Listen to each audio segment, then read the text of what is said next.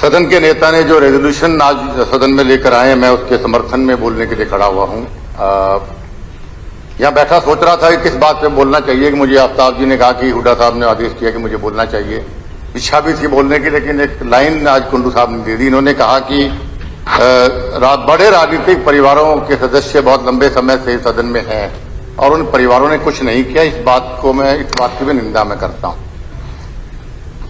मैं जानना चाहूंगा 1982 में, क्योंकि ये बात अच्छी भी, एक लाइन भी मुझे मिल गई कि कुछ सदन सदस्य नए भी हैं यहाँ पर और कुछ जो हमें देखेंगे उनको पता भी रहेगा कि भाई SYL नहर के निर्माण और चंडीगढ़ को बचाने के लिए इसका कितना कितना योगदान रहा। अभय जी ने चौधरी देवीलाल जी की जिक्र किया, किरण जी ने बंसीलाल जी का किया।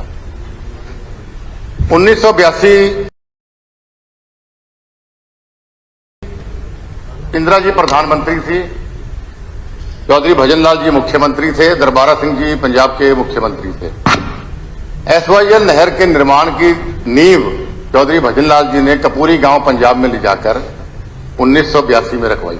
ये रिकॉर्ड की बात है।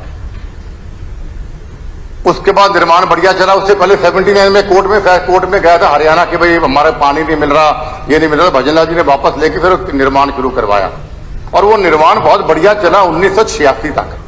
और 1986 के अंदर उग्रवाद के हत्थे चढ़ गए। इरिगेशन डिपार्टमेंट के ऑफिसर को उग्रवादियों ने मार दिया, जिसकी वजह से वो काम रुका और आज तक चला नहीं। ये बात इनकी सही है कि 82 और 2022 40 साल से सिर्फ मुद्दा, 36 साल से काम रुका पड़ा है। कितने आयोग आए, राजीव लोंगोवाल आयोग आया, अकॉर्ड आया, कई आयोग आए, सबका सुप्रीम कोर्ट तक का फैसला हमारे हक में आया। लेकिन जो काम चौधरी भजनलाल जी अधूरा छोड़ गए वो अभी तक वहीं पड़ा हुआ है। ये कहीं ना कहीं हम सब की कमजोरियां हैं, उसमें मैं अपने आप को भी शामिल करता हूं। हम सब मैं चौथी बार इस सदन में आया, 2 बार मैं लोकसभा के अंदर भी रहा। हम सब की कमजोरियां, लेकिन मैं फक्र से कह सकता हूं कि अगर SYL नहर के निर्माण में सबसे अहम और सबसे ज्यादा योगदान, मैं किसी को बुरा भला नहीं कह रहा, ब्लेम गेम नहीं खेल रहा, अगर रहा और जब लिखा जाएगा तो स्वर्णिम दौर से चौधरी भजनलाल जी का नाम लिखा जाए। 1985 में गिरीश साहब बैठे कह रहे थे कि सारे अकॉर्ड गलत हुए, कभी सही नहीं हुआ। और मुख्यमंत्री जी ने परसों बोला 3 दिन पहले कि राजीव लोंगोवाल अकॉर्ड लागू होना चाहिए। एक डिफरेंस वो अपने पार्टी के अंदर आया। राजीव लोंगोवाल अकॉर्ड एक बहुत दूरदर्शी सोच चौधरी भजनलाल जी की थी। वो चाहते थे कि हमारे प्यासी बंजर भूमि को पानी मिले। कितने किसान कर्जदार तब से अब तक हुए, उस वक्त भी बहुत थे, कि उनको पर्याप्त पानी मिलेगा, जनरेटर चलाना कम पड़ेगा, मोटर चलानी कम पड़ेगी, वगैरह वगैरह। उनका कर्जा कम होगा, उनका जीवन यापन सही होगा। उनकी सोच थी कि हमें पानी मिले, हमें इन बिल्डिंगों का क्या करना है, बिल्डिंगें तो हम कहीं और ही बना सकते हैं। इस बात से विज साहब का समर्थन करता हूं। चंडीगढ़ अगर पंजाब को देना चाहिए, शर्ते हमें हमारा पानी, जो बढ़ा हुआ हिस्सा भजनलाल जी ने बढ़वाया था अकॉर्ड के अंदर, वो बढ़ा हुआ हिस्सा हमें मिले, हिंदी स्पीकिंग विलेजेस हमें मिले, और हमें केंद्र सरकार, वो भी फैसला था उस वक्त कि जो नई राजधानी हरियाणा में बनेगी उसका सारा खर्चा केंद्र सरकार उठाए। तो ये इज ओके, बिकॉज हमें किसानों के आंसू देखने हैं, हमें बिल्डिंगें नहीं देखनी है, बिल्डिंगें हम कहीं बना लें। तो ये एक दूरदर्शी सोच थी, ये इंप्लीमेंट नहीं हुआ।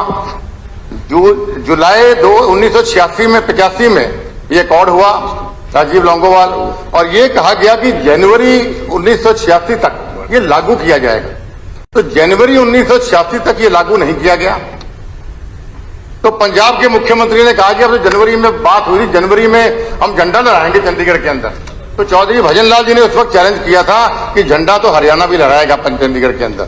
और मुझे अभी भी याद है, सीएम हाउस में से स्कूल में था उस वक्त में, चौधरी भजनलाल जी आए और 26 जनवरी को सीएम हाउस में चैलेंज करके झंडा लहराया था, चंडीगढ़ को रुकवाया पंजाब में जाने के लिए।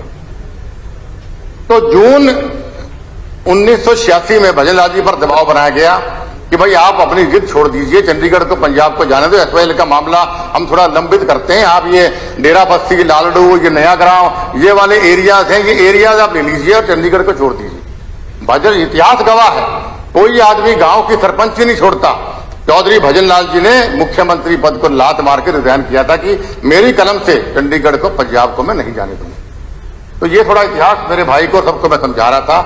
तो ये सब नेताओं ने, चाहे बंसीलाल जी थे, भजनलाल जी थे, देवीलाल जी थे, अपने अपने ढंग से सबने प्रयास किया, लेकिन व्यवहारिक रूप अभी तक नहीं हुआ। ये चिंतन और चिंता की बात है। आज मैं सदन के नेताओं को कहना चाहता हूं कि आप नेता हैं, सरकार आपकी केंद्र में है, सरकार आपकी हरियाणा के अंदर। पंजाब में तो एक कॉमेडियन को चीफ मिनिस्टर बना दिया, जो एक हैबिचुअल ड्रिंकर है, जो एक हैबिचुअल ऑफेंडर है, उसकी बात को तो खुद ही सीरियसली लेता नहीं कोई, वो खुद ही लेता नहीं, हमने क्या लेना। लेकिन जिस प्लेटफॉर्म पे वो बोले हैं कि सदन के अंदर रेजोल्यूशन पास कराया, वो एक सीरियस इश्यू है, उसकी मैं निंदा करता हूं। और मुख्यमंत्री जी को कहता हूं, इतिहास बनाइए। पहली बार किसी विधानसभा का इतिहास होगा कि 90 का सारा सदन उनके साथ राष्ट्रपति को मिलने जाने को तैयार, सारा का सारा सदन आपके साथ है। इसलिए टेंशन लेनी नहीं है, टेंशन देने की है। आपका बहुत बहुत धन्यवाद। नमस्कार।